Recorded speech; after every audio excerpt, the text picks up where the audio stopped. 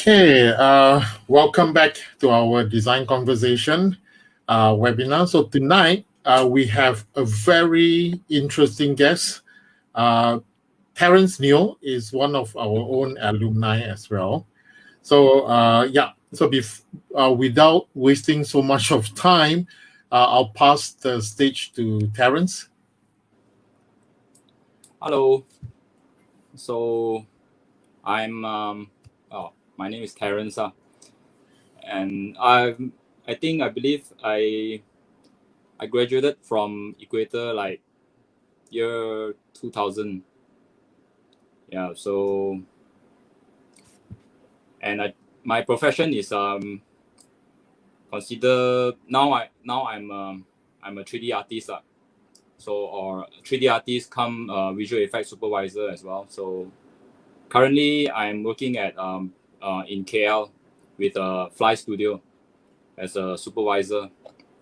So my journey my journey started as a graphic designer, but when I finished my study at Equator, I was a graphic designer in practice. But then after that, I gradually transformed myself from graphic design to motion graphics. Like, if those of you who live long enough, you've probably heard of Macro Media Director and Flash, and then which paved the way to like motion graphics. And then I ended up doing 3D graphics, which I find that's the most challenging and most fun of designs and arts. Well, I've been doing this for I've been doing 3D arts for the last I think about 15 years. So why don't we start looking at what inspired me to become a 3D artist? So I will share your screen.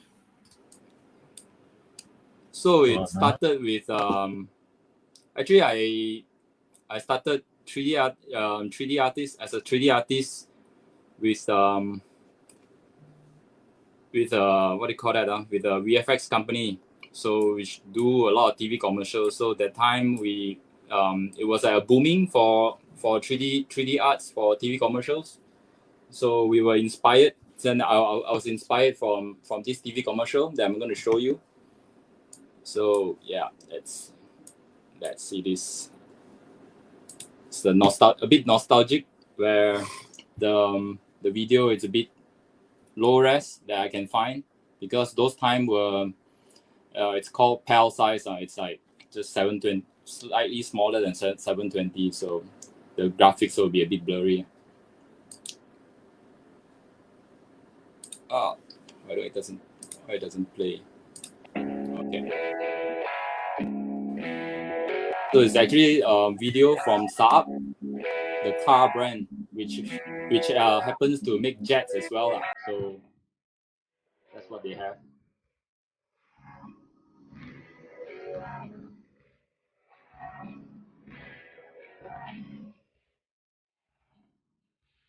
So this video actually gave me a goosebump when I first saw it back in the days. I think it's around maybe 17 years ago.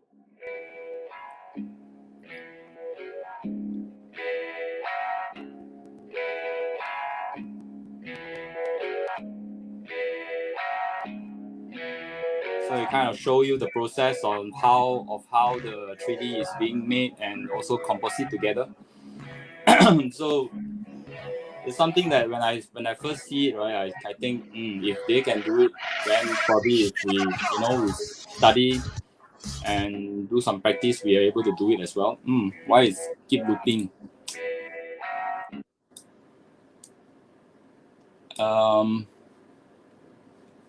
Yeah, I think I have to restart the. So sorry, man. Save the session.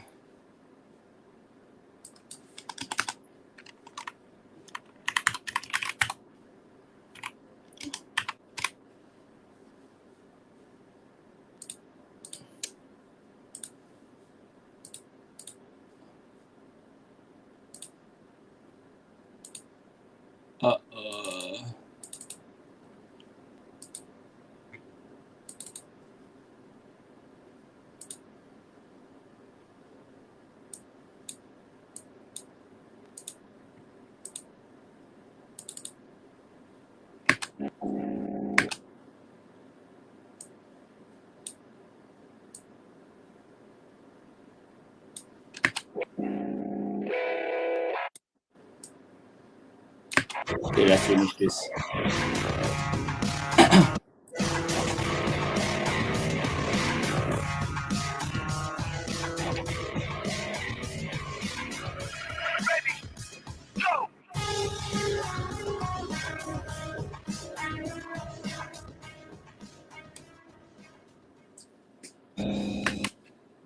Well, and then I started to learn 3D. So I started as a 3D modeler, and then I become a what do you call that? Texture artist. I start with modeling, right? So once you start with modeling, and then you need to UV and texture the thing, and this is how I grow my career. So let's play some of my works. Real frames.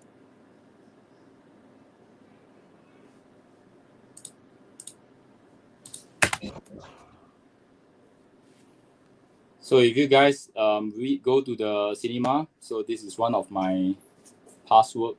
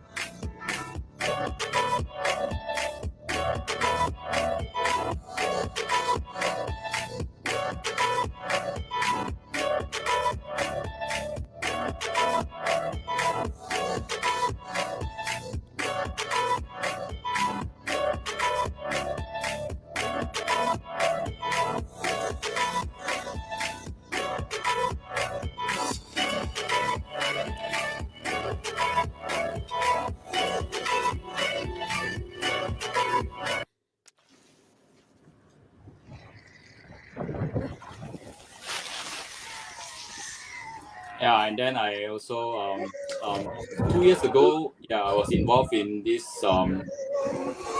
very awesome Chinese animation, 姜子牙. So this is where I first started doing effects. I was doing lighting for a while. Then I moved sort of like slowly move into effects as well.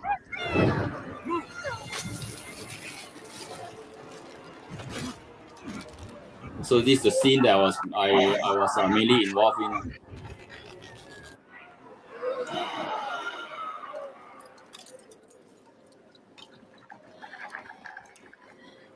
The wind chime. Give it the wind chime.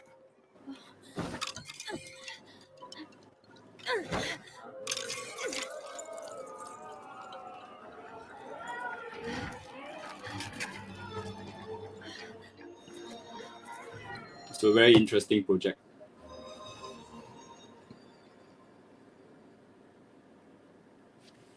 And this is something that I've done recently, more of for film.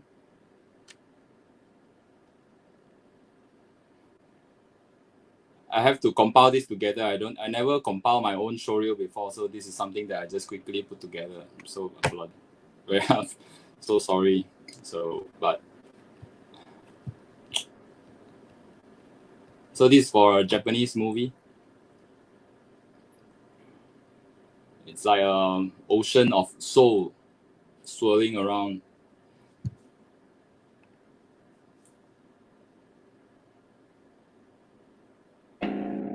Okay. And then I have some of my arts as well. Let me see.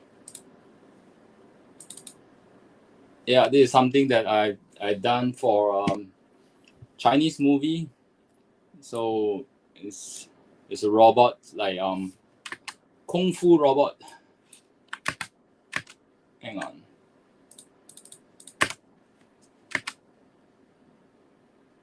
So as a what do you call that? I'm a lighting artist in practice, but mainly I also do look development, like shaders and all that, like materials. So this is what I develop, like using texture maps and just carve out the shape and also have the metallic and all that. So this is my main role as a CG artist or CG supervisor. And then these are the still renders in the movie.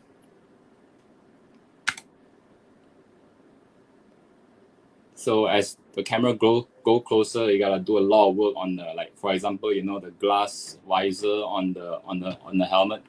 So it's different level of details that usually being neglected.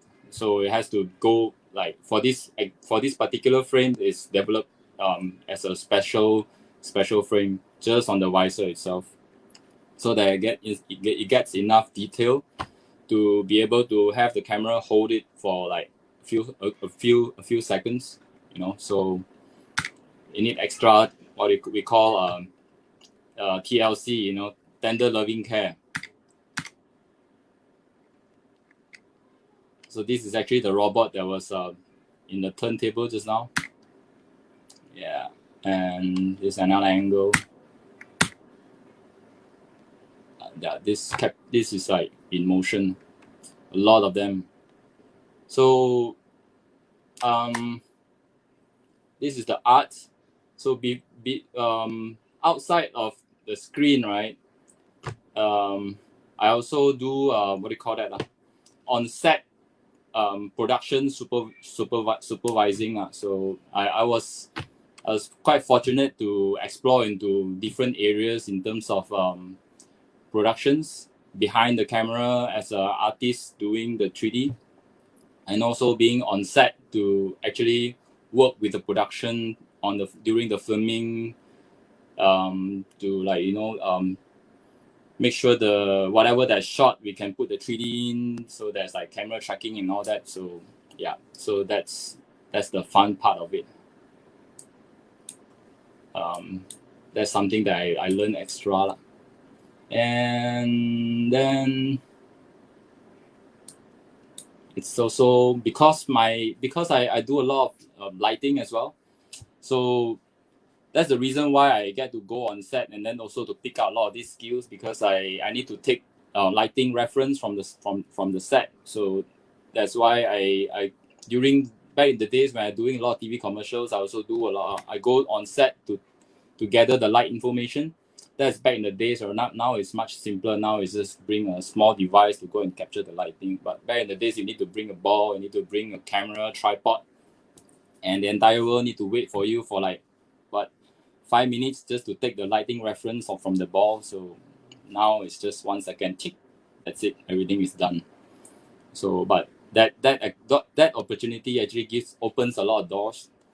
So yeah, so now occasionally I will be deployed on set to work with the director and the what do you call that, the DP, or we call it the director of photography, to plan the shots, like VFX shots, because in order to you need to plan properly, so that after the shoot you're able to, like, track the 3D animation in or whatever, or put extra, you know, projections and stuff.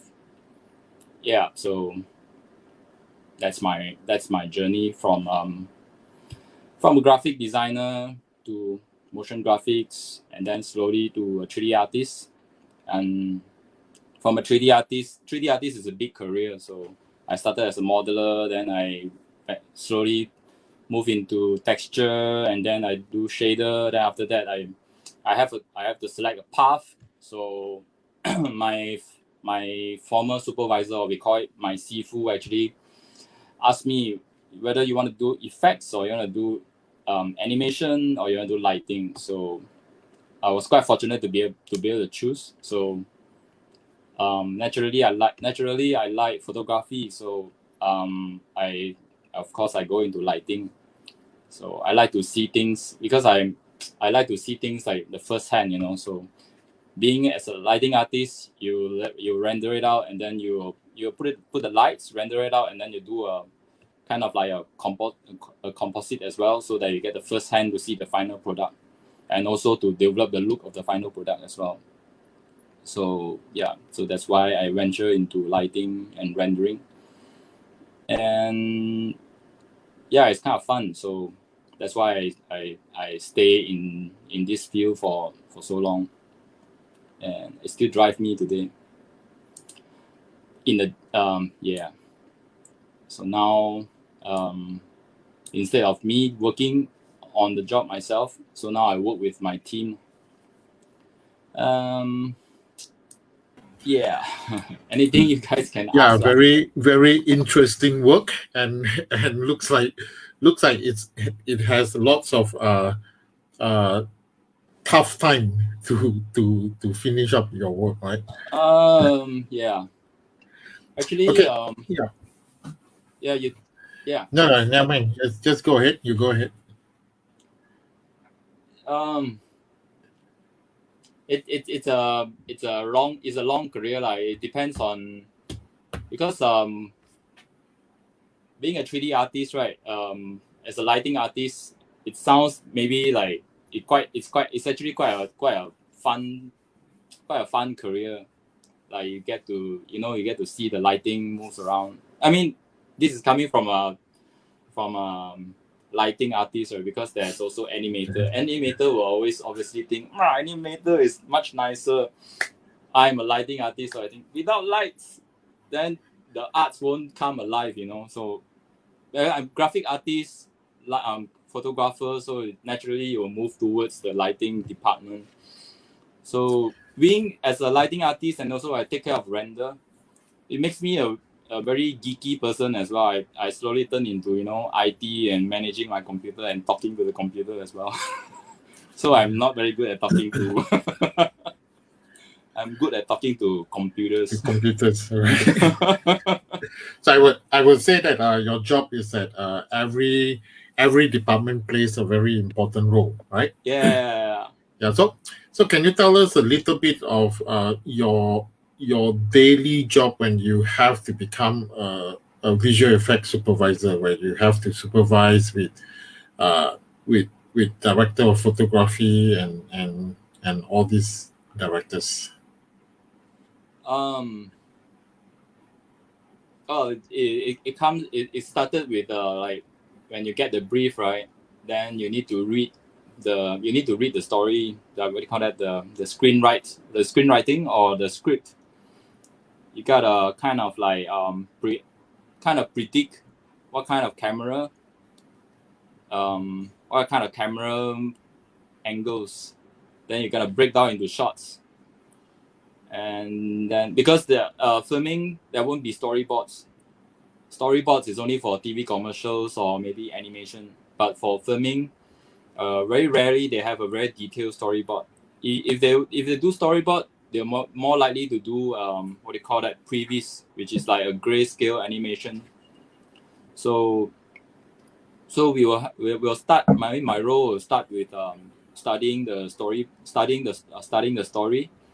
and have like meeting with the production team. Production team meaning like everyone, like including the DP, the director, and what do you call that, the action director. Usually, the work we're involved in usually work with a lot of action directors a lot, because in filming, the action sequence is not directed by the director. It's directed by the action director. Yeah. That's in China, because I deal a lot with China films. So then we plan out the actions. I mean, they will plan the actions. I will see how I can fit in. Like, if you do like this, it will make my life easier. But if you want to have a bit extreme, let's see how we can plan to make it work for you. You know. So sometimes they just like forgot what you say and just start swinging the camera around and give you a tough time. Then we will just have to pray that you get edit out during the editing sessions. So once the during the filming, after the storyboard, after the reading the script and having all the production meeting, then you'll come the day of shoot. The day of shoot, it'll be like a month long, or maybe 30 days, 45 days, or 60 days. It depends. So I was quite fortunate. I was involved in 2 films in China, so I was deployed there for several months. So basically, during filming, every day you gotta be together with the crew. Like you wake up super early in the morning, and then you just go on set, and you gotta be very early because usually the director of photography will be there very early. They'll be like the first almost the one of the first crew to arrive.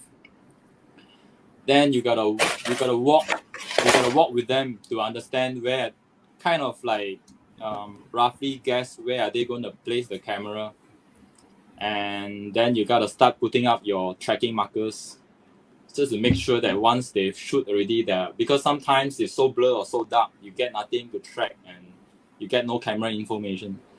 So you gotta make sure that the tracking marks is put on first thing in the morning.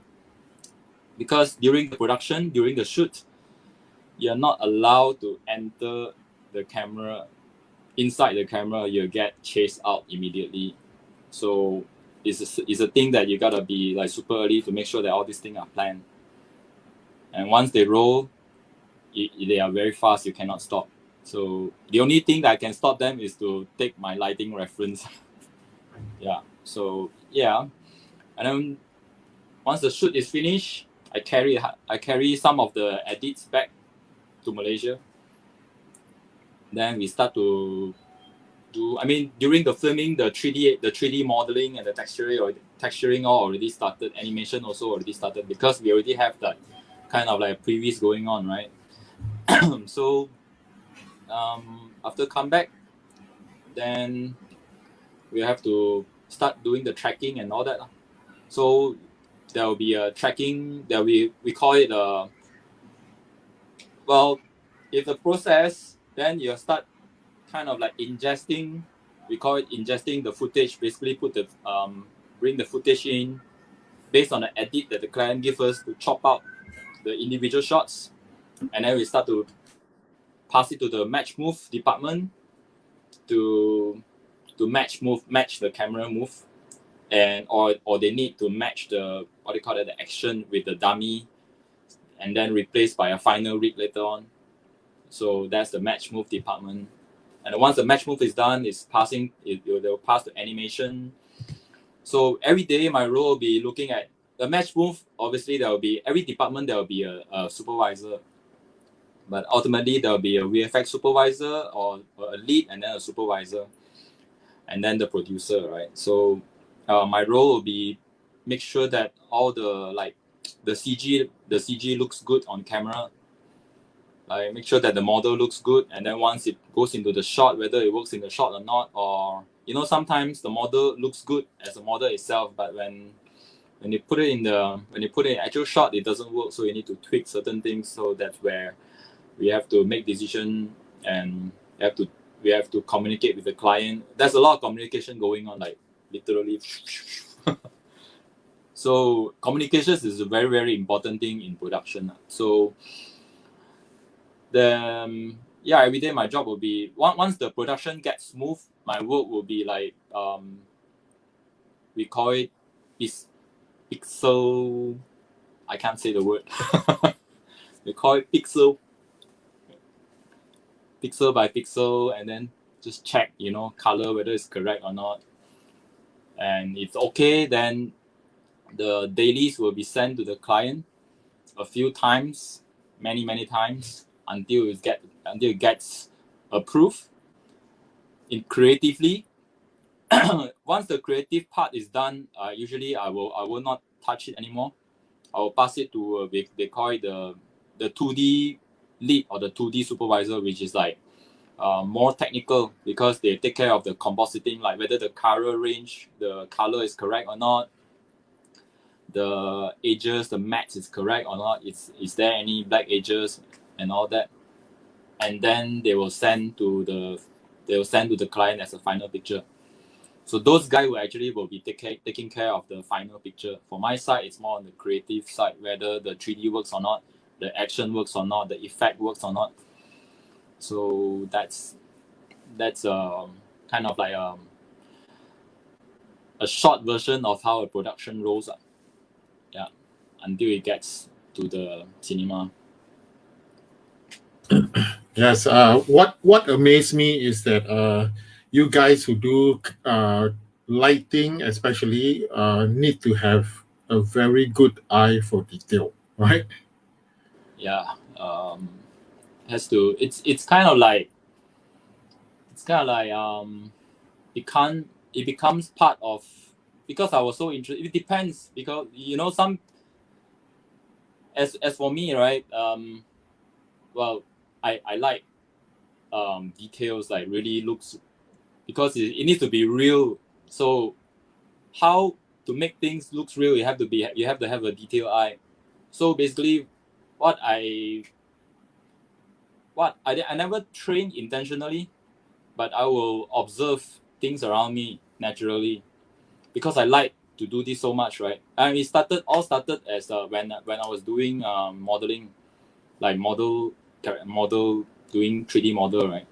So as I walk around, I will look at like objects and kind of like imagine, if I were to model this, how will the topology and the wireframe look like? Like, imagine, right? So it brings to the computer. Then I know, okay, for this model, I know how to break down the wireframe and all that.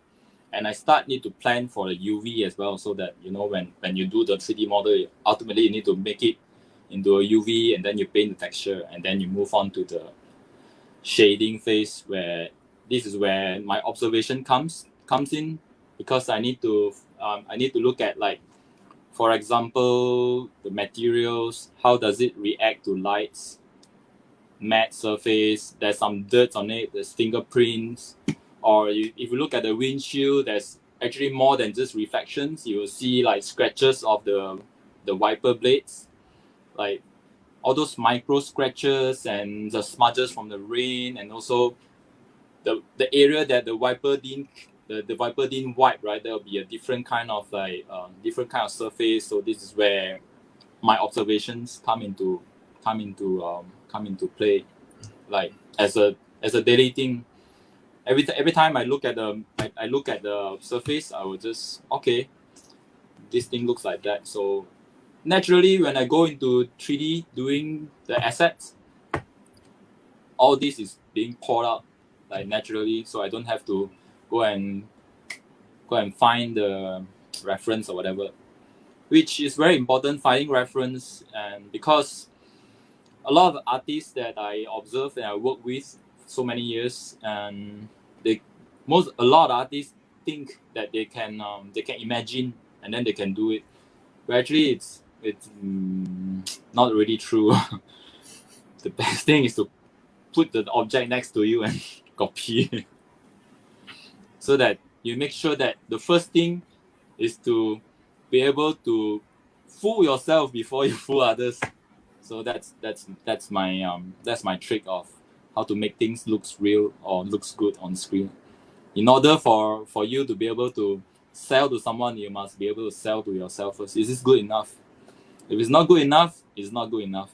So then you need to just crunch the extra hours to polish it until you think, okay, I think this is something I can accept lah. Let's just send it to the client and see whether they are okay with it or not. You can't just sell something that's half baked and close your eyes and thinking, I think they might accept. No, it won't work. Correct. Yeah. Yeah. So like during this pandemic, does the pandemic actually affected your work a lot, or still okay? in the beginning it affects because no one actually works remotely before, right? I mean, I'm not a freelance by practice. So I work in studio most of the time. I mean, most of my life, and I can't focus at home. The first thing, because I have family. I have two girls, so and they got a lot of demands, right? Kids. So I can't focus on my work in the beginning, and slowly I adapt to it. And then there's another challenge of communicating with the colleagues, because I find that it affects in a bad way and a good way. I mean, let's talk about the good way first. The good way will be once you are able to get yourself a space, like I have my storeroom for myself. I'm quite lucky to get a space, so I kind of like confine myself in the storeroom, which I have my private space so I can focus, and I'm able to focus more on my work when I'm not communicating. And then I get you get less distraction from if I'm in the office, right? Most of the time I will never be able to sit down and do my own work. I mean, I kind of suddenly I feel like when I grow older and you kind of need to communicate more with people, not doing your work anymore, but you need to talk to people more. So you kind of feel that you miss the days where you actually sit there and really do your work, but you can't right now. So during this pandemic, I can do that because I have more of my personal time to actually focus on my arts, like lighting and all that, other than reviewing shots with my colleagues. So that's a good part of that kind of changed my lifestyle during the pandemic. The bad thing is there's endless meeting. So I started my day from 10 o'clock in the morning. Well, before 10, there are already phones coming in, messages. So you gotta read. So sometimes I gotta start the day at 9 just to communicate with the management and also the project management team before we start talking to the artists at 10. So we got meeting. Depends on how many projects running. If there's a few project running, right, my meeting will last for like from 10 to maybe 12 p.m. So I have to sit in front of my computer just to talk to people or to listen to what is happening in other department and how can we fit in, whether they need my help or not, whether they need this department help or not. So how do we put things together, So that's the bad thing that's affecting the workflow lah. But other than that, I think a lot of Malaysian studio has started to adapt to working from home, which we are quite lucky because we still have content to work on. I mean, can you imagine a lot of people out there have no work? Yeah, so we still feel quite lucky to have work. So yeah, quite fortunate and lucky. Yes. Yeah, that's a very lucky thing to to be. I mean, during this pandemic, if you are still working, then it's a good thing for you. Yeah, it's a right? good thing. Busy, because the work the work and the personal life start to gray Correct. out the border. That's not really the hour where you are not working. Yeah. My work actually start at night because during the day I have to take care of. I have endless meeting. I have to take care of my children. They have class, right? Sometimes you need to be there to monitor or to be ready for them lah. So my actual work actually start at night, so I can focus without distracting lah. Yeah, but Yeah. still work. Yeah. I think this pandemic basically changed the way we work, right? A lot of people think that working from home it's very ineffective, but the truth is that when we started to work from home, we find that we have more to work on, right? Yeah, we Like have. you say, yeah, like you say, there's no more rest. I mean, if you go to office, you still can see that you stuck in the traffic jam. But now, immediately you finish work, you continue with your work. You know, there's no there's no driving to work or driving from work to home anymore. You know, so basically, you have more hours in your work rather than your rest time. I still have to. I will still try to maintain what do you call that. Well, I by nature I also quite workaholic so I never stop one. I never had times for myself for so many years, but working at home, I feel that depends. It depends on what stage in life you are. For my stage, right? I mean, I'm kind of like I'm in the early 40s, right?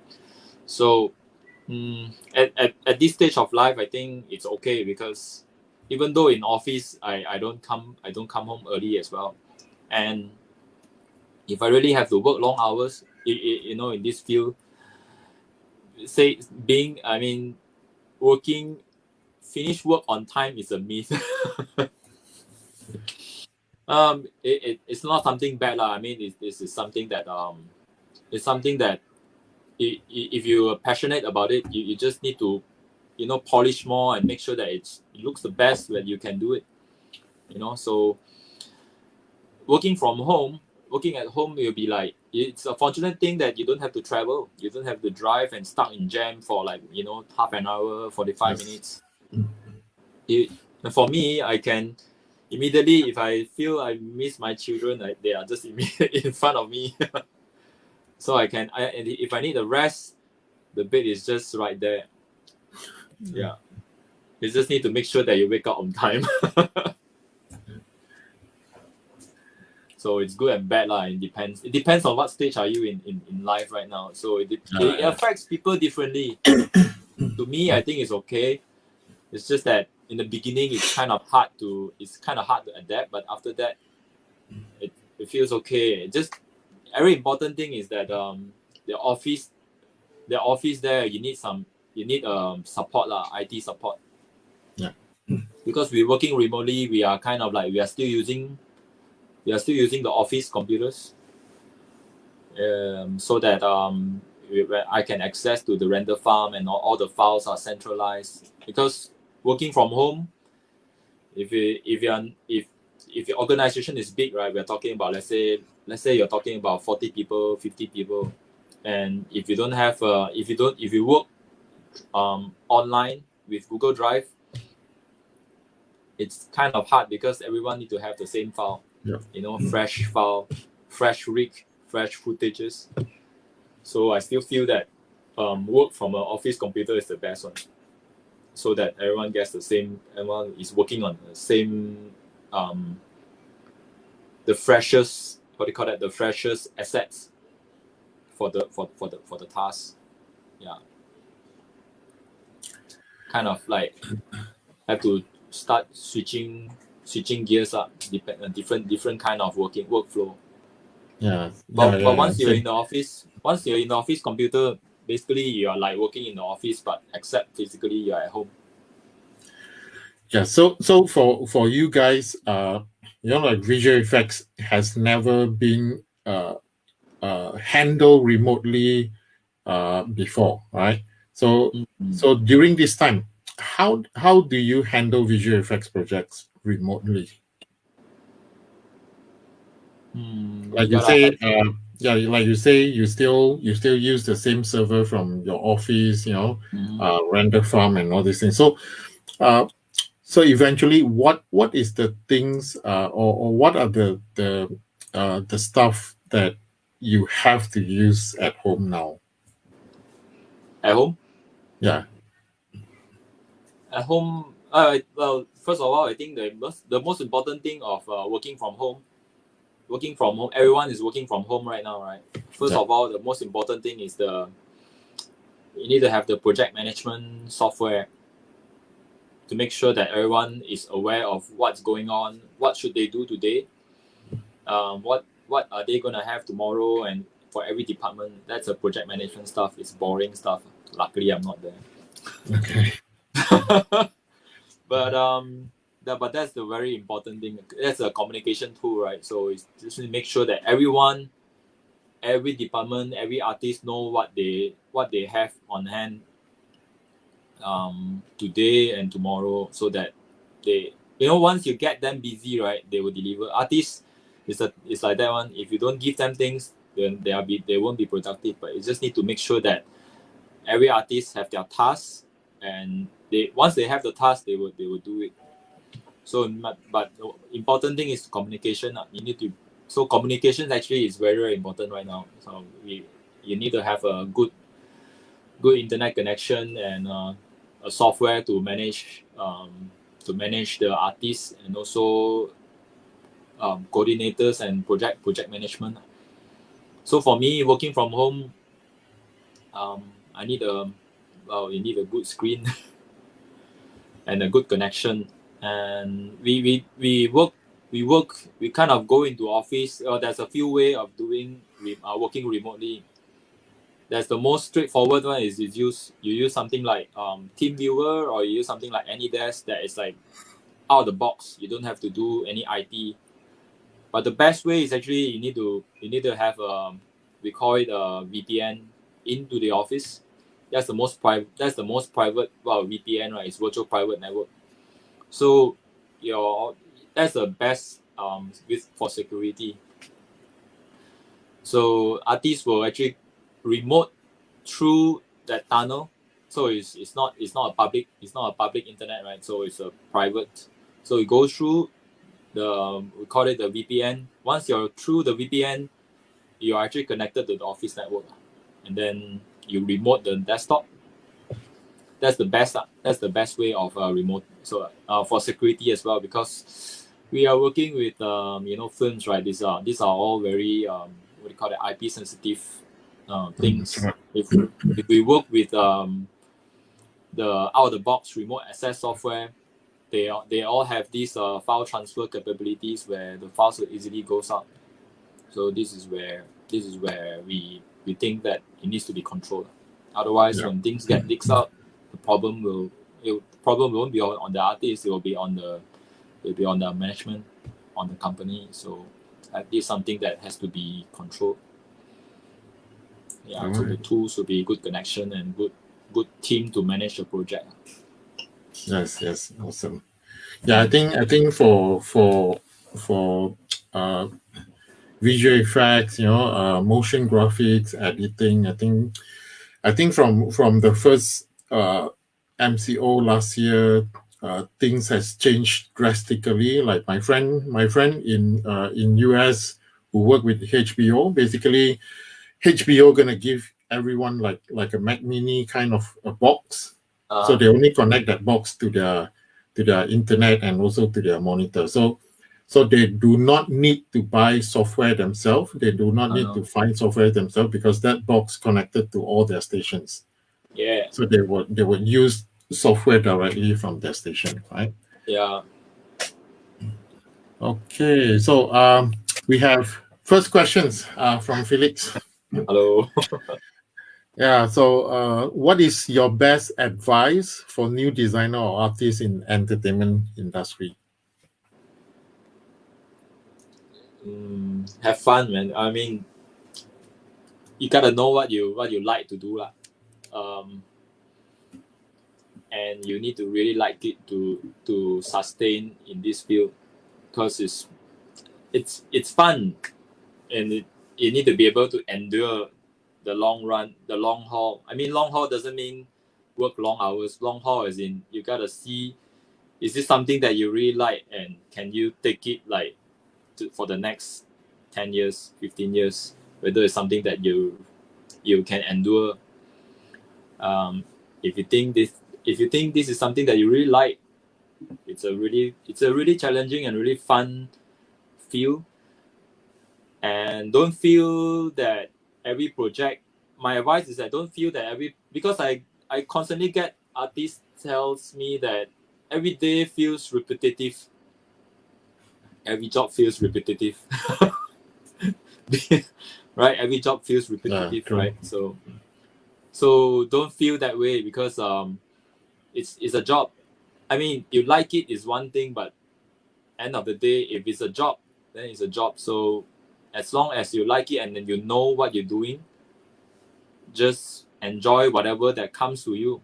Like for me, I don't see for me like well, sometimes I do not want to put myself in that perspective, but then when I start my career, or when I start to do 3D, right? When I do a pack of like Maggi noodles, and some artists will say, just a stupid pack, but to me that pack, oh my god, man, I can go crazy with the pack. Like crumples, the right amount of crumples so that the client won't complain. This you kind of destroy my packet. No, you need to be right amount of crumples, and you need to make sure that the what do you call that? The print on the pack looks real enough. So this, you enjoy even a small pack. I will enjoy to make sure that it looks best possible. So yeah, don't feel things you do is small, because I find that a lot of young artists thinking that this is a natural thing. I mean, this is a kind of a phenomena that's going on, where the new generation will think that they kind of like they are something bigger than what they are doing right now, but it all starts somewhere. So to me, every little thing, try to enjoy it rather than thinking that it's a small task or it's a small job. Just enjoy every bit of it. Then you can endure. Because if you start thinking every day is repetitive, and then you feel kind of like tired, and you feel like you're going nowhere, and this is where you cannot sustain for long. All right, thank you. Okay, so we have technical questions coming in.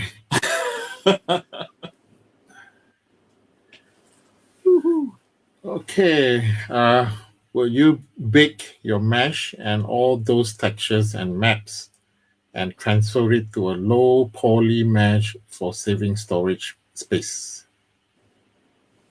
For gaming, yes. Yeah, but I'm more towards CGI VFX realm of 3D. So low poly or storage saving is not in my nature. But for game, yes lah. For game, there's a lot of way to save texture and save texture storage, and also save poly. First you gotta sculpt it out, and then you gotta retopo, and then when you sculpt, you gotta bake out your what do you call that, the AO maps, the displacement map, and then you transfer to a different software to paint the texture. So it's a game workflow. And then also you gotta save space by combining your texture by using 4 of the channel RGBA. So each channel is storing, we call it the floats. There's 2 things. If you want to go, I mean, kind of technical, but there will be a color and numbers. So if it's a color, it's RGB, where you need all the 3 channel in order for the texture to work. Then there's also I call it the float value, where it's just numbers 0 and 1, or it can go not just 1 but more than 1. So those are numbers, those are switches. They are like masks, right? Black and white.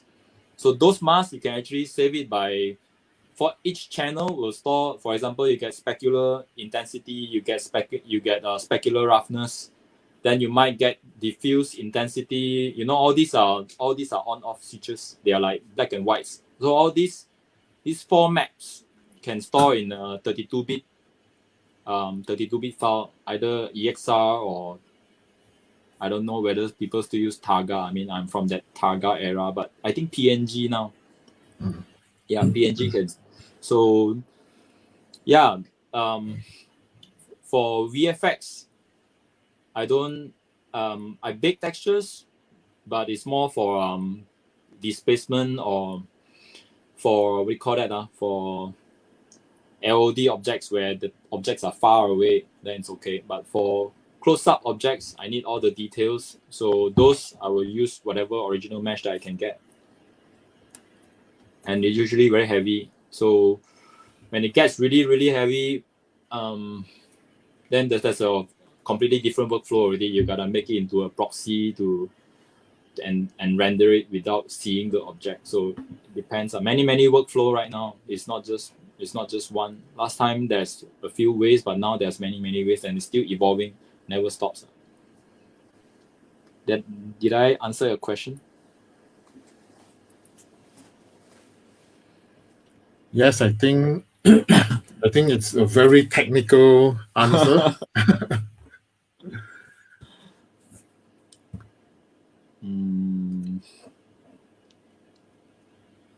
Yeah. Okay. So thank you for your answers. All right. Any more questions from the audience to Terence?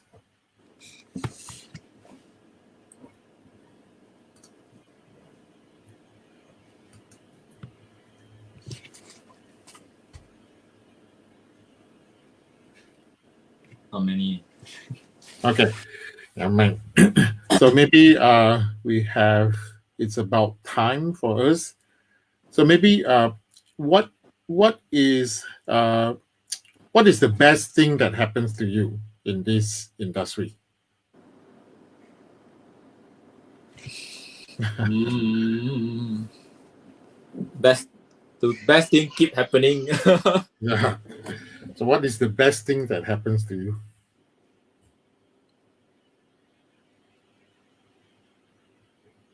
I don't know. It kind of like to me, I always, well, sometimes I do listen to like all those famous people's talks, right? Like TED or whatever.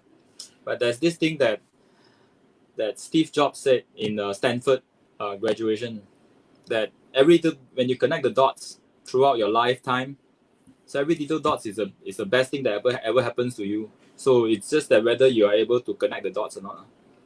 So for me, I started as a graphic designer, and then I got my base as like, I do illustrations. Then after that, I move on to, doing Flash animations, and then I move on to doing web interface. So all this adds up to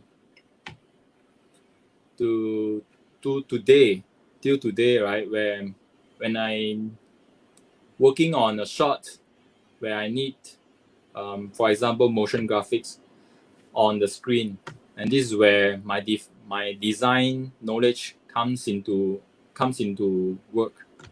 So it depends on how you're able to pick up what actually happens before, and you're able to connect them together. All these are knowledges. So if talking about this, then I think the best thing that ever happened is I actually start myself as not a 3D artist from the very base, but it's actually a graphic designer, because you actually start from the basic where you actually know how to design and how to draw. It's very important.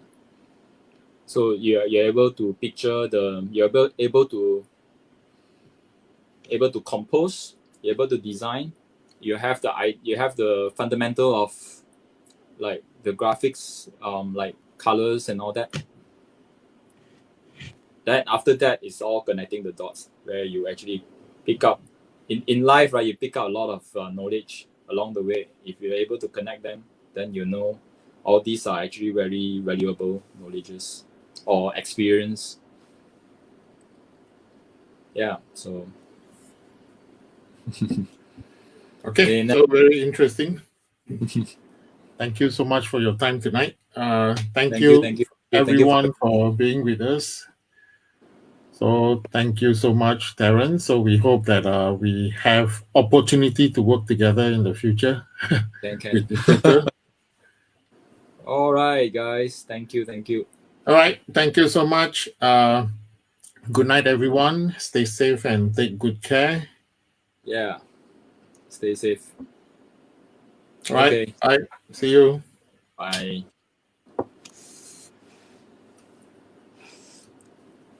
Penang is quite